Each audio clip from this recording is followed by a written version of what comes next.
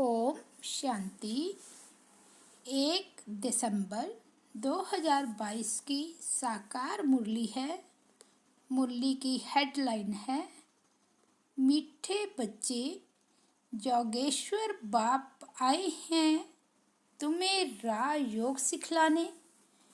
इस योग से ही तुम विक्रमाजीत बन भविष्य में विश्व महाराजा महारानी बनते हो।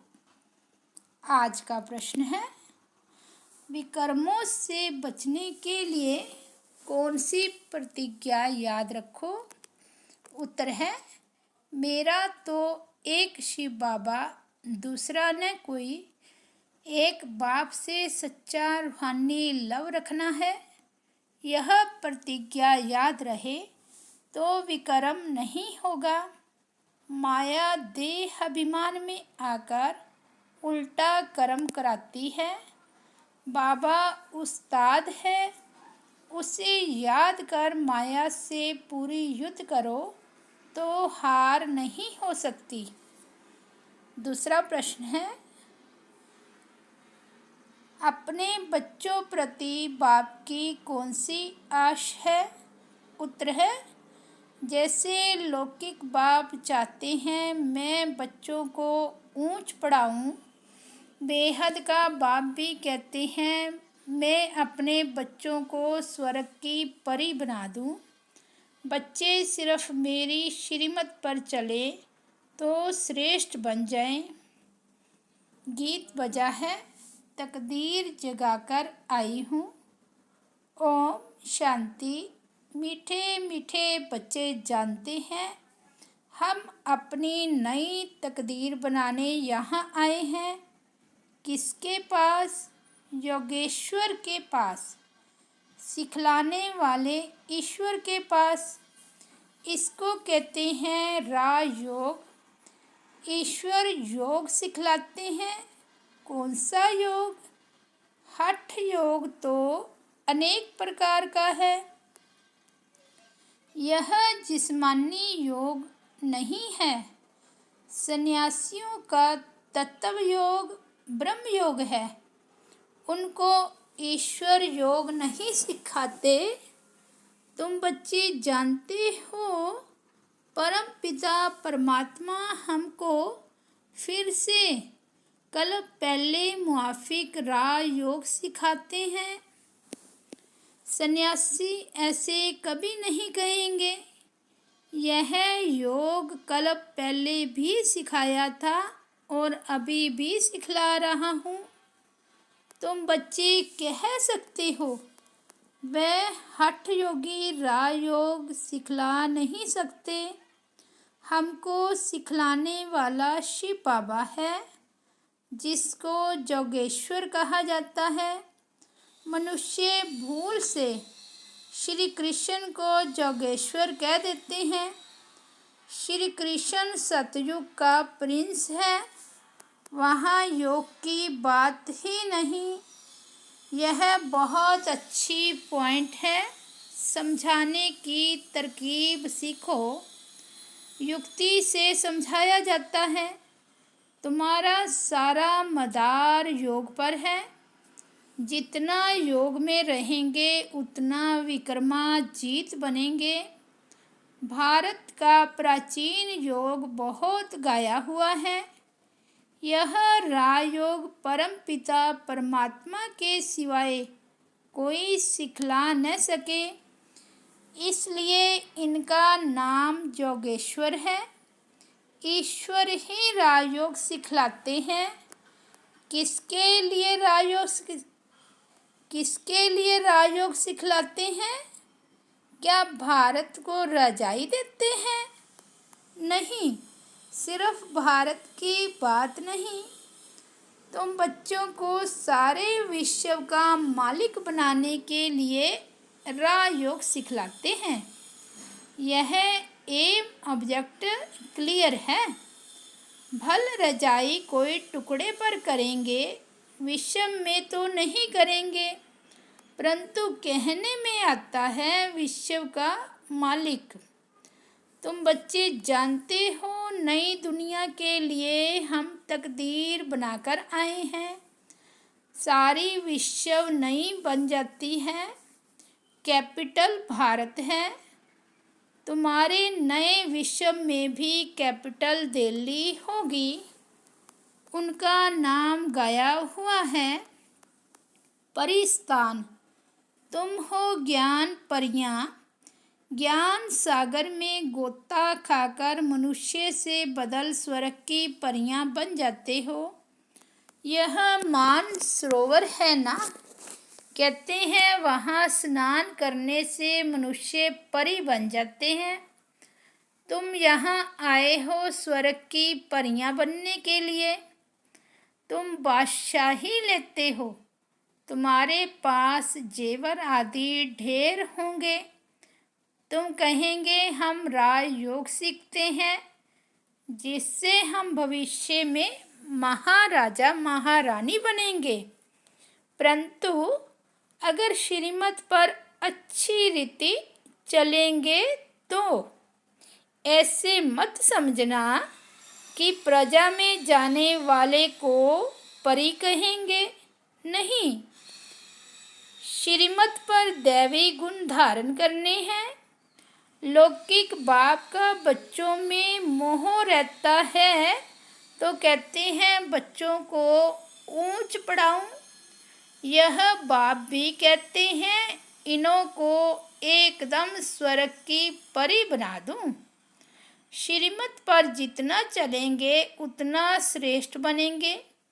कोई भी तकलीफ नहीं है।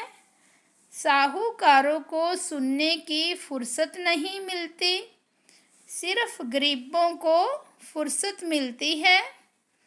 तुम्हारे जितनी फुर्सत किसको नहीं है। जिनको लफड़े ज़्यादा हैं उनका योग लग नहीं सकता। आज बाबा बच्ची से पूछ रहा था कि तुम जानती हो कि हम किसके रथ की सेवा कर रही हैं। घोड़े की संभाल करने वाला समझेगा कि हम फलाने साहिब के घोड़े की संभाल कर रही हैं। तुम भी जानते हो यह किसका रथ है। अगर शिव बाबा को याद कर तुम इस रथ की सेवा करो तो तुम बहुतों से अच्छा पद पा सकती हो। यह हुआ रथ। याद तो शिव बाबा को करना है। यह भी याद रहे तो बेड़ा पार हो सकता है। बाबा कहाँ के लिए राजयोग सिखलाते हैं? भविष्य नई दुनिया के लिए, और सिखाते हैं संगम पर। श्री कृष्ण कैसे राजयोग सिखाएंगे?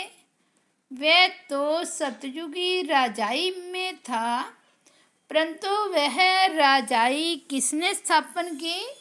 बाप ने। प्राचीन देवी देवताओं को ऐसा किसने बनाया? किसने राजयोग सिखाया? वे श्री कृष्ण का नाम लेते हैं। बाप कहते हैं मैं तुम बच्चों को अभी सिखला रहा हूँ। तुम तकदीर जगाकर आए हो। भविष्य नई दुनिया में ऊंच पद पाने के लिए। बाप कहते हैं मुझे याद करो तो पवित्र दुनिया का मालिक बनो, और कोई उपाय नहीं। एक तरफ याद करते हैं पतित पावन आओ, दूसरे तरफ नदियों को कहते हैं पतित पावनी। कितनी भूल है। बात छोटी है, परंतु मनुष्यों की आँख खोलनी है। बाप जब आते हैं आकर समझाते हैं कि पतित पावन मैं हूँ। मैं ही तुमको ज्ञान स्नान कराए पावन बनाता हूँ। यह पतित दुनिया है। सन्यासी अनेक प्रकार के योग सिखलाते हैं, परंतु राजयोग तो एक ही सिखलाने वाला मैं हूँ। परम पिता परमात्मा को ही पतित पावन कहते हैं। उनको कितना याद करना चाहिए। फिर मैनर्स भी अच्छे चाहिए। हम 16 कला संपूर्ण बनते हैं। खान पान शुद्ध होना चाहिए। कोई छठ धारण करते हैं। गाया हुआ है सेकंड में जीवन मुक्ति। एक जनक थोड़े ही होगा, मिसाल एक का दिया जाता है।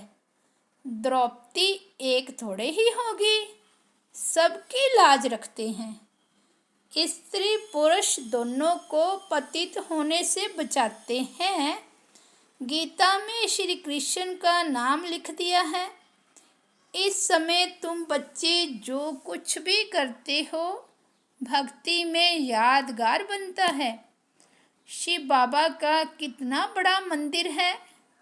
जो सर्विस करते हैं उनका नामाचार निकलता है। तुम्हारा दिलवाड़ा मंदिर एक्यूरेट यादगार है। नीचे तपस्या कर रहे हो, ऊपर राजाई के चित्र खड़े हैं। अभी तुम बाप से योग लगा रहे हो स्वर्ग का मालिक बनने के लिए। स्वर्ग को भी याद करते हो।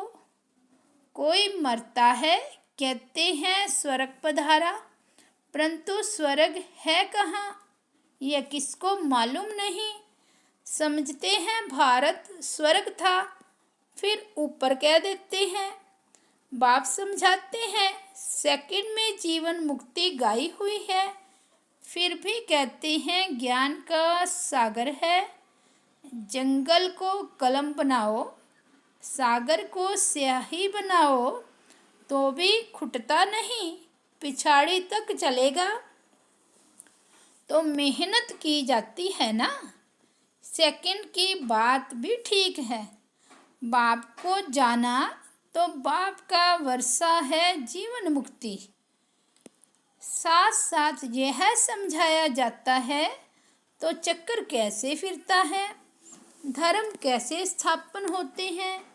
कितनी बातें हैं समझाने की। साथ में बाबा को याद करो, वर्षे को याद करो। तुम याद करते हो, निश्चय भी करते हो हम विश्व की बादशाही ले रहे हैं, फिर भूल क्यों जाते हो।